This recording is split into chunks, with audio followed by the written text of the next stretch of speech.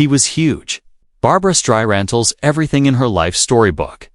Barbra Streisand was born Barbara Joan Streisand on April 24, 1942 in Brooklyn, New York. She started from nothing in a poor working family area and became famous all over the world because she had an amazing voice, great acting skills, and never gave up on her dreams. Her dad died when she was only 15 months old, so she grew up without him. This made her tough and wanting to succeed from when she was very young. Her mom, Diana, knew her daughter could sing really well, but she wanted her to get a safer job instead. But Streisand really wanted to be in show business, so she started singing at talent shows and small clubs when she was still a teenager.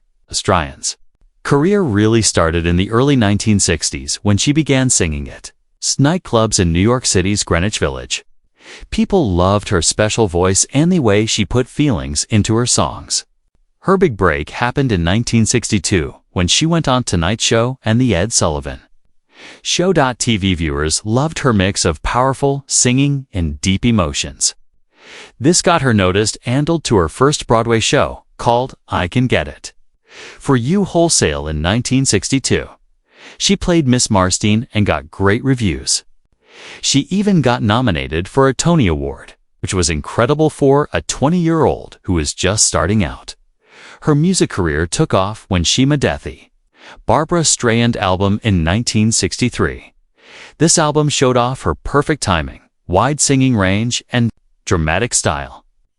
The album won 2 Grammy Awards, including Album of the Year. She was the youngest person ever towing this award at that time.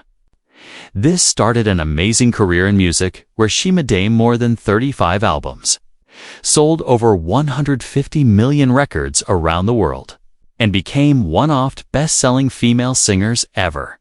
Her versions of songs like People, The Way We Were, and Evergreen became famous songs that everyone knows.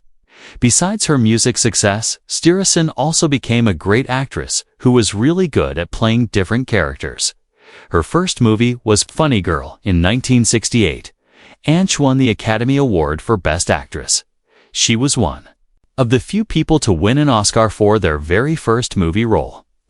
She kept making great movies like Hello Dolly in 1969, What's Up Doc? The Way We Were in 1973, and A Star Is Born in 1976.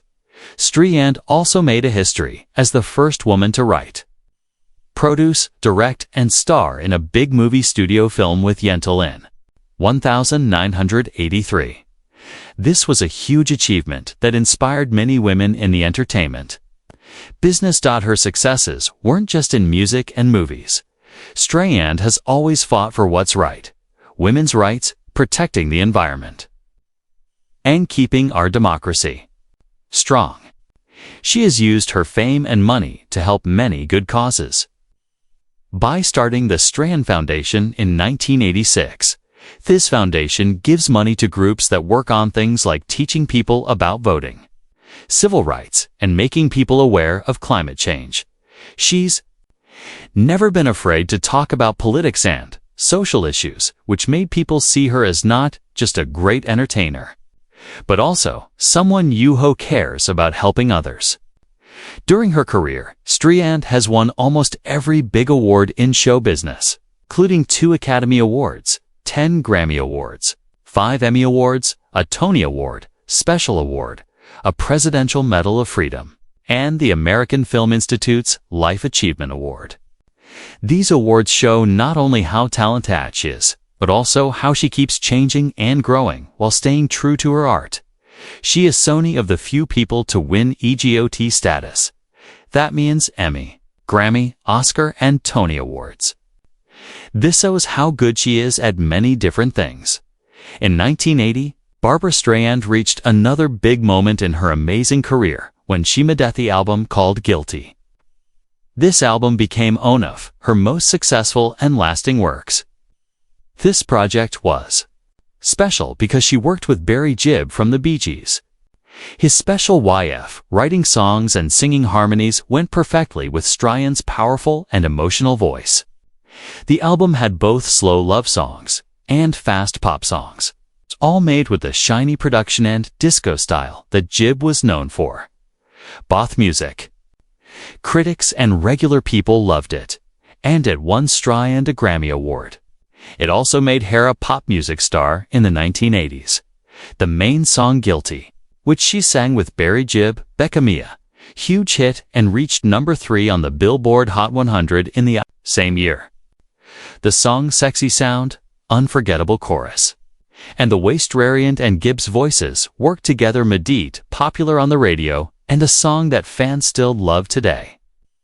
In 1991, Streisand took a deep look back at her own music journey by making Just. For the record, a huge 4-disc collection that was both a look back and a treasure for her biggest fans. It wasn't just a simple greatest hits collection. The set had live concerts, rare studio recordings, and lots of songs that had never been released before from any years of her career.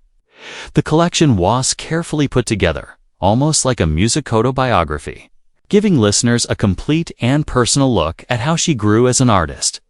It had honest moments from her earliest days, powerful performances from her legendary concerts, and different versions that showed how much of a perfectionist she was when making music. For many fans, Just for the Record was more than just an album. It was a masterpiece that savaged depth, range, and emotional honesty of Streisand's work for people in the future. After taking an 8-year break from acting, during which focused mostly on her music, charity work, and directing movies, Streisand came back to the big screen in 2004 with the comedy Meet the Fockers. In the movie, she played Roz Focker, a free-spirited, very open-minded sex therapist and mother opposite Dustin Hoffman's, her equally wild husband. Everyone praised her performance for being warm, funny, and having perfect comedy timing. The movie made tons of money at the box office and introduced her to a whole new group of young movie fans. Streisand's role as Roz was so well liked that she played the character again in the movie sequels. Meet the Parents and Little Fockers bring in your special charm and humor to each movie. These roles showed a lighter, more playful side of her acting abilities, proving that even after many years in show business, she could still surprise audiences. In 2012, Streisand once again showed her incredible energy and star power when she went on the Barbra Live Tour, a series of big concerts that proved again that she was one of the greatest live performers in history. One of the most talked about shows of the tour's Hapanada, the Barclay Center in Brooklyn, New York, her hometown. The event was like a victory party coming home, and Streisand gave an unforgettable 3-hour show filled with her biggest hits, personal stories, and emotional tributes. The concert attracted many famous guests, including legendary movie director Woody Allen, great actor Michael Douglas, fashion star Donna Karan, and famous designer Ralph Lauren. All of them came to see the magic of her live performance. For the audience, it was more than just a concert. It was a cultural event, a rare chance to experience the artistry, elegance, and pure vocal brilliance of a woman who had been amazing audiences for over 50 years. Barbra Streisand's personal life has been as interesting and complex as her famous career, marked by 2 important marriages that happened at very different times of her life. Her first marriage was to actor Elliot Gould, a rising Hollywood star known for his unusual charm and quirky screen presence. The couple got married on September 13, 1963, when Streisand's career was just starting to take off, and Gould was also making a name for himself on stage and screen. Their marriage was first celebrated as a pairing of 2 ambitious and talented young performers who seemed to really understand each other, both pressures and excitement of the entertainment business. However, even though they both loved these same things, the demands of their quickly rising careers and the stress of always being watched by the public started to hurt their relationship. After almost 6 years together, they announced they were separating on February 12, 1969. This decision surprised many of their fans. The divorce was finalized on July 6, 1971, ending a relationship that had been both professionally and personally important for Streisand. From their marriage came their only child, Jason Gould. Born on December 29, 1966, Jason would later follow his parents into the entertainment world, not only trying, acting, and singing, but also appearing with his mother as her on-screen son in the 1991 movie The Prince of Tides, a touching collaboration that mixed real-life family connections with made-up drama. Years later, after many years artistic wins, Streisand found love again. This time with actor James Brolin, a man famous for his rugged good looks, strong presence, and steady career in movies and TV.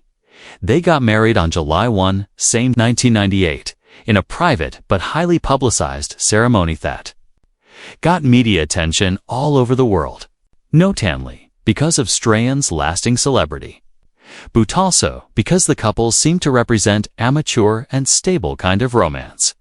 Unlike her first marriage, this wedding happened when Streisand was already a firmly established legend, Givenger. A different view on partnership and the balance between personal and professional life. The two have no biological children together, but their blended family is big and close. Brolin brought 3 adult children from his previous Marie Jacinto, the relationship, 2 sons from his first marriage, including Josh Brolin, who has become a highly respected and praised actor himself, and a daughter from his second marriage. Streisand embraced her role as a stepmother, building meaningful relationships with Brolin's children, while keeping a loving partnership with her husband that has lasted for more than 20 years. Their relationship, often described as warm, supportive, and filled with humor, shows that you can find lasting companionship later in life. In her huge, deeply personal life storybook, a book that doesn't hide any details about her many years in the spotlight, Barbara Streisand spends an unexpectedly honest and strikingly memorable section talking about her thoughts on actor Robert Redford, a man she both admired professionally and, it seems, looked at with a kind of amazed fascination. With her typical frankness, Streisand remembers the first time she truly saw him, not just as the all-American golden boy of Hollywood stories, but as a presence of force that seemed to fill the room in a way that went beyond just being tall. He was massive, she writes, the capital letters practically jumping from the page. This wasn't simply a comment on height or build, but on a bigger-than-life quality, an energy that came from him like a spotlight. She describes the moment almost like a movie scene, the sharp cut of his jawline, the sun-warmed color off his skin, and the unmistakable steadiness in his eyes. Eyes that could change from playful charm to serious intensity in an instant. Streisand admits that she had known about Redford for years before they ever met in person.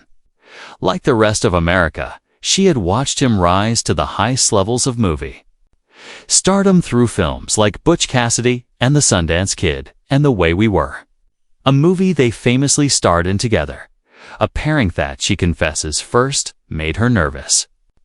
I'd heard all the stories, she writes, tales of Redford's Skeet Reserve, his unwillingness to get involved in Hollywood gossip, his preference for privacy over publicity. She wondered how their personalities willed work together. Her own open book. Honesty versus his watchful restraint. But that first meeting, she remembers, broke every idea she had. It was like standing in front of a living monument, she says. You can't quite believe they're real until they're right there in front of you looking at you. What Streisand makes clear in her readiness, that Redford's massive quality was not about being scary. It was about presence. She paints a vivid picture of their early rehearsals on The Way We Were, where he would stand beside her during a quiet scene, speaking barely above a whisper, yet getting the attention of every person in their room. He didn't have to try, she notes. He just was. In her memoir, she humorously compares this with her own style, quick-witted, analytical. and likely to pick apart a moment until she had found a very detail. Redford, in her words, had an economy of motion, a way of letting silence do the talking. This difference in their approaches, she explains, was part of what made their on-screen chemistry so powerful. Her intensity crashing against his calm. Her vulnerability.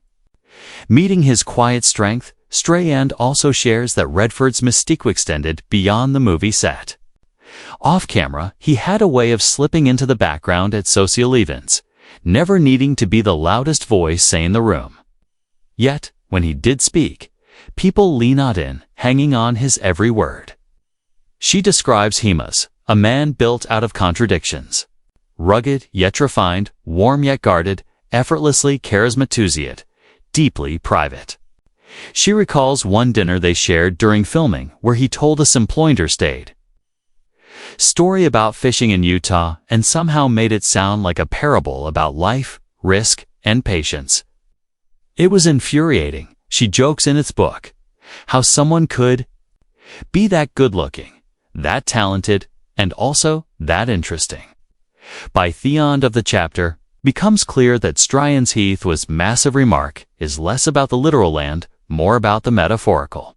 About the way certain people take up emotional and psychologicals in our memories. Redford, for her, was one of those rare figures whose impact is difficult to capture in mere words. She closes the passage with a kind of wistful admiration, acknowledging while they were never romantically linked, the connection they shared. Through their work left a permanent mark on her career and her sense of what true screen partnership could be. Robert was like a mountain, she writes in one of her missed poetic moments. Solid, unshakable, and Onsove stood in the shadow of a mountain. You never forget it.